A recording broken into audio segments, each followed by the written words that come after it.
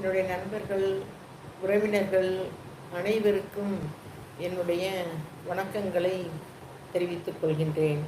என்னுடைய மாலை வணக்கங்களை தெரிவித்துக் கொள்கின்றேன். இன்று ஞாயிற்றுக்கிழமை.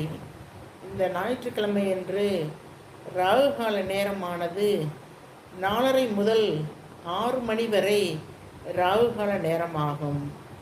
இந்த ராகுகால வேளையில் நாம் துர்க்கை அம்மனுக்கு எலுமிச்சம்பழம் விளக்கேற்றி வழிபடுவது மிகுந்த பலன்களை அளிக்கும்.